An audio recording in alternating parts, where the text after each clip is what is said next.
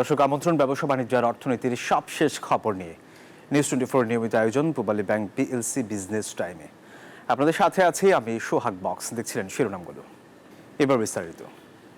জাতীয় রাজস্ব board NBR চেয়ারম্যানের অপসারণের দাবিতে অসহযোগ আন্দোলনের ডাক দিয়েছে সংস্থাটির সংস্কার ঐক্য পরিষদ।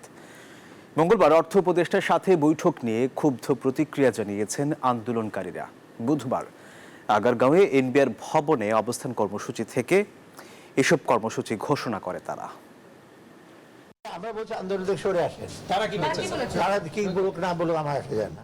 এনবিআরের অচল অবস্থা নিরসনে সচিবালয়ে বৈঠক শেষে সংস্থাটির কর্মকর্তাদের আন্দোলন নিয়ে মঙ্গলবার এমনই মন্তব্য অর্থ উপদেষ্টার। এই মন্তব্যের প্রতিবাদে ক্ষুব্ধ প্রতিক্রিয়া দেখা গেছে এনবিআর সংস্কার ঐক্য পরিষদের আন্দোলনকারীদের মধ্যে। বুধবার অবস্থান কর্মসূচি শেষে সংবাদ সম্মেলনে অর্থ উপদেষ্টার বক্তব্য প্রত্যাখ্যান করেন তারা।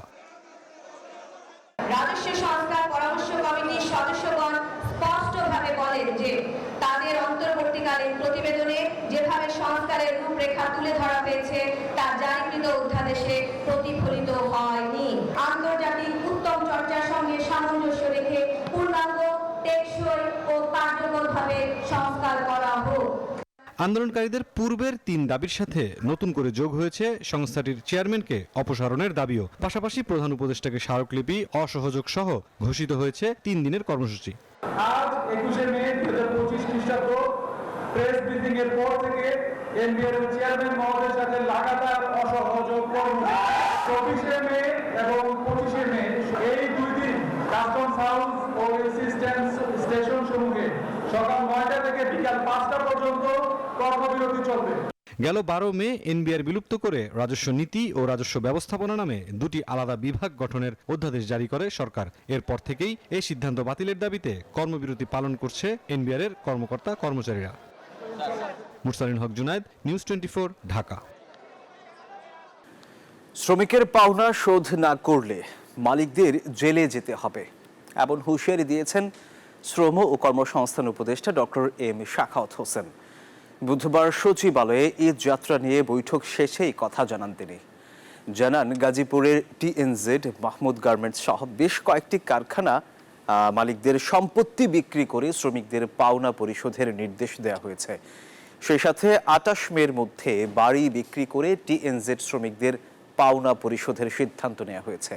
অন্যথায় বিদেশে পালিয়ে যাওয়া এই মালিকের বিরুদ্ধে রেড অ্যালার্ট জারি করা হবে।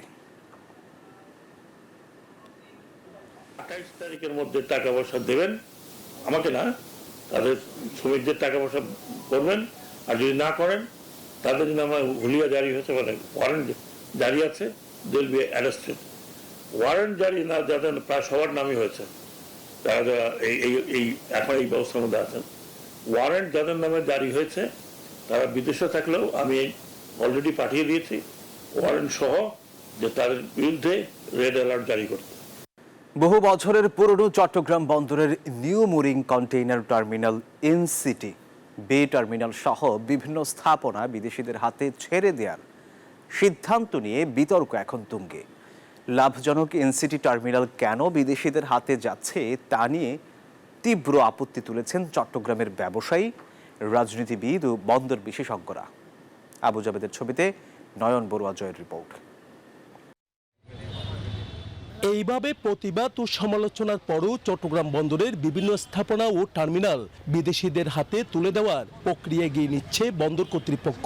বিশেষ করে চট্টগ্রাম বন্দরের স্বয়ংসম্পূর্ণ ও সর্বোচ্চ রাজস্ব আহরণকারী new mooring container terminal NCT Dubai ভিত্তিক অপারেটর কোম্পানি ডিপি ওয়ার্ল্ডকে দেওয়ার প্রক্রিয়া চূড়ান্ত পর্যায়ে রয়েছে। এরই মধ্যে Saudi company red sea gateway international লিমিটেডকে দেওয়া হয়েছে পতেঙ্গা কন্টেইনার টার্মিনাল। চট্টগ্রাম বন্দরের বে টার্মিনাল ও লালদিয়া চরও বিদেশিদের হাতে ছেড়ে দেওয়ার সব প্রক্রিয়া শেষ করেছে বন্দর কর্তৃপক্ষ। গত 14 মে চট্টগ্রাম বন্দর পরিদর্শন করেন অন্তর্বর্তী সরকারের প্রতিনিধিরা। এই সময় প্রধান উপদেষ্টা ডক্টর ইউনূস বন্দরের সার্বিক কার্যক্রম বিদেশিদের হাতে তুলে দেওয়ার কথাও জানান। এই হৃৎপিণ্ডের চিকিৎসার দরকার, কাল বিদেশি ডাক্তার আনতে হবে, তো উপায় নাই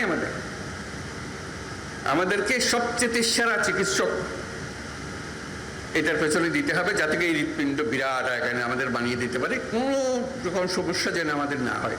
এরপর এনসিটিতে বিদেশি অপারেটর নিয়োগের তীব্র প্রতিবাদে ফেটে পড়ে ডান বাম সকল রাজনৈতিক দল। আত্মনির্ভর জাতীয় অর্থনীতি গড়ে তুলতে হলে বিদেশ নির্ভরতা কমিয়ে নিজের উপরে যতটুকু আমরা সক্ষমতা থাকে, আমাদের নিজের উপর নির্ভর থাকবো, নিজেরা যোগ্য হয়ে ওঠার জন্য আমরা লড়াই করব। আমাদের স্পষ্ট কথা, চট্টগ্রাম বন্দরের মালিকানা আমাদের দেশের থাকবে, আর পরিচালনার চট্টগ্রাম বন্দরেই করবে। রাষ্ট্র কি পারে রাষ্ট্রের কোনো জায়গা, কোনো ক্ষেত্রে, কোনো স্পেস কোনো কোম্পানিকে দিয়ে দিতে without discussion with the people?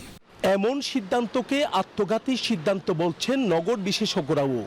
অনেকগুলি অপারেটর আছে যাদের সাথে আন্তর্জাতিকভাবে বিভিন্ন শক্তির যোগসাজশ আছে, যাদের মাধ্যমে ওই শক্তিগুলি, ওই পোর্টগুলি তাদের নিয়ন্ত্রণে ব্যবহার করা হয়। এই বন্দর বিদেশিতে দেওয়ার যাওয়ার পরে আমার সার্বভৌমত্ব বিরোধী কোনো কাজে ব্যবহার হবে না, তার কোনো গ্যারান্টি নেই। এনসিটি বাদ অপারেটর মালিক পক্ষ নিজেদের অসহায়তার কথা স্বীকার করে বলছেন, লাভজনক এই টার্মিনাল সরকার বিদেশিদের হাতে দিলে তাদের কিছু করার নেই। আমাদের কোনো আপত্তি নেই, সরকার যদি সিদ্ধান্ত ওদের সাথে কন্ট্রাক্ট যখন হয়ে যাবে, ওরা যখন আসবে, রেডি হয়ে আসবে, আমরা স্মুথ ট্রানজিশন করে দিব। আমরা তো সরকারের বিপক্ষে না, আমরা সরকারের পক্ষে লোক। দেশের স্বার্থ রক্ষা করে আন্তর্জাতিক দরপত্রের মাধ্যমে নতুন অপারেটর নিয়োগ করার দাবি ব্যবসায়ীদের। নয়ন বড়ুয়া, জয়, নিউজ 24, চট্টগ্রাম। সময় হলো একটা বিরতির, সাথেই থাকুন। আবার স্বাগত বিজনেস টাইমে।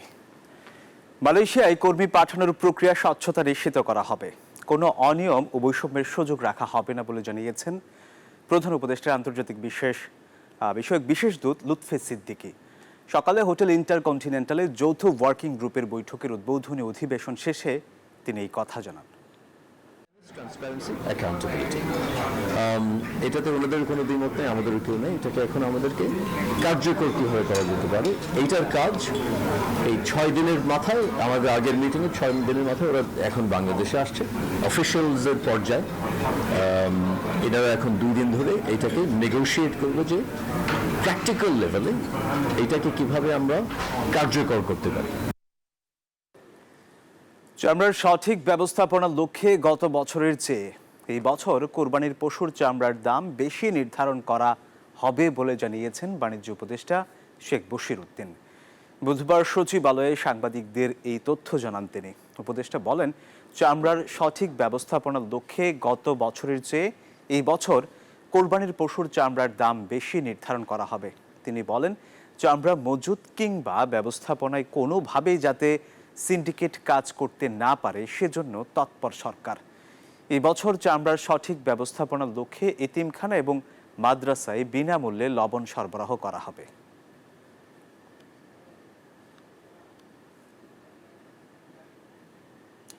আইনশৃঙ্খলার অবনতিতে ব্যবসায়ীদের বর্তমান সংকট ও সমস্যা সমাধানে 5টি প্রস্তাবনা দিয়েছে ঢাকা চেম্বার অব কমার্স। বুধবার রাজধানীর মতিঝিলে ব্যবসা বাণিজ্য সহজীকরণে উন্নত আইনশৃঙ্খলা পরিস্থিতি বজায় রাখার অত্যাবশ্যকীয়তা শীর্ষক মত বিনিময় সভায় এই প্রস্তাবনা দেন সংগঠনের সভাপতি তাসকিন আহমেদ। ব্যবসায়িক এলাকায় নিরাপত্তা জোরদার, রাতে পণ্য পরিবহনে করিডোর ভিত্তিক মোবাইল টিম সক্রিয়করণ, ই কমার্স ব্যবসায় আইনশৃঙ্খলা বাহিনীর নজরদারি বাড়ানোর দাবিও জানায় সংস্থাটি।